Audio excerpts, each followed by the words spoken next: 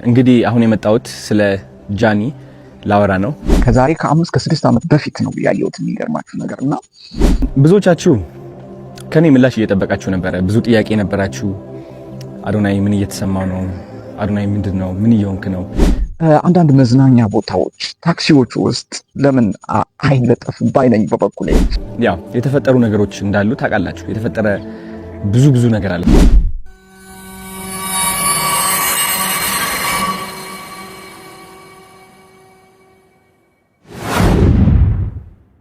ሰላም ጋይስ፣ እንግዲህ አሁን የመጣሁት ስለ ጃኒ ላወራ ነው።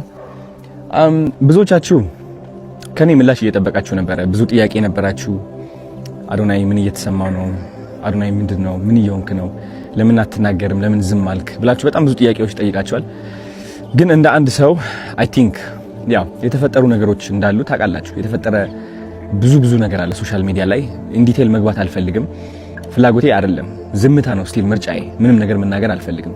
የምናገረው ግን አንዲት ሴት በብዙ አቅጣጫ እየተጠቃች ነው ያለችው።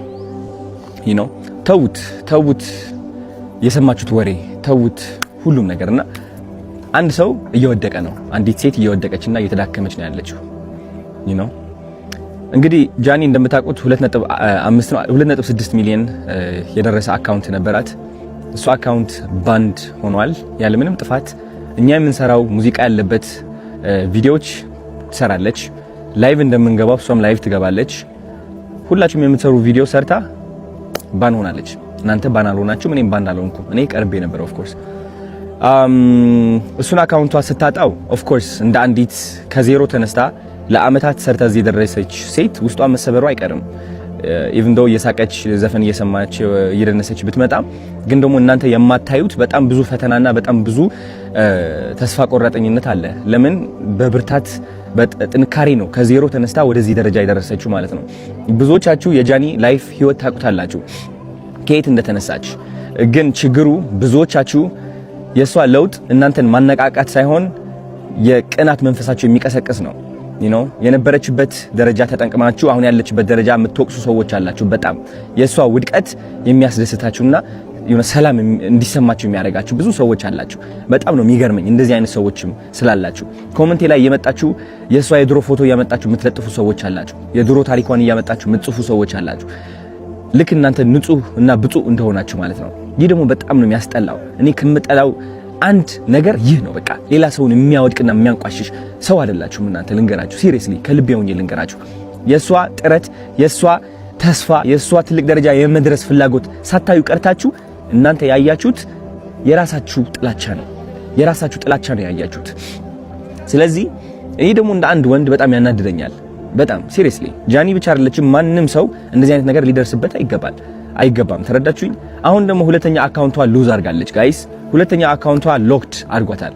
ሎክድ ሲሆን ምንድነው? አይ ቲንክ ማስ ሪፖርት ሲቀርብ ነው።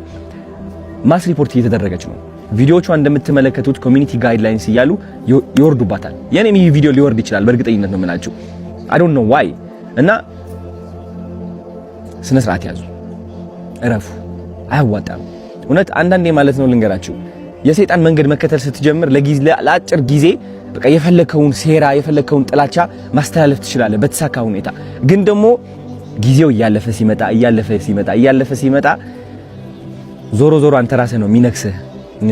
እውነቴን ነው የምላችሁ፣ ዞሮ አንተ ራስህ ነው የሚነክስህ። ማንም ሰው እንደዚህ መበደል የለብንም። ራይት? እቺ ልጅ እየሞከረች ነው ያለችው። የለቀቀችው የይቅርታ ቪዲዮ አይታችኋል። ምን ያህል እያሻሻለች እንደሆነ አይታችኋል አብዛኞቻችሁ።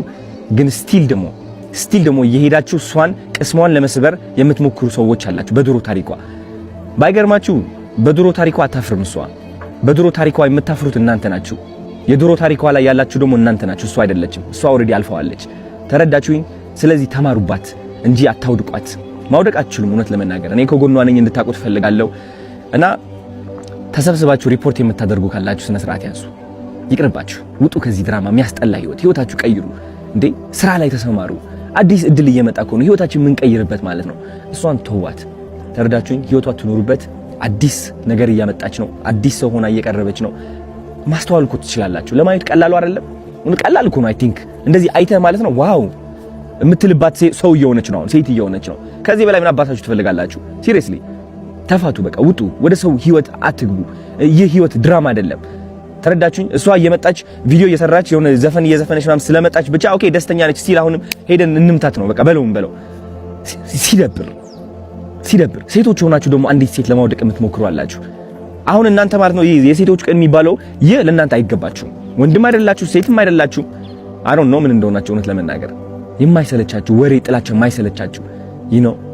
እውነቴን ነው የምላችሁ። በሰው ውድቀት የምትደሰቱና የምትኩራሩ ወሬ ሰብሳቢ ምን ያደርግላችኋል? አሁን እንደዚህ አይነት ሰው መሆን በእናታችሁ ምን ያደርግላችኋል? ስለዚህ ከዚህ በታች የጃኒ አካውንት ታግ አድርጌላችኋለሁ።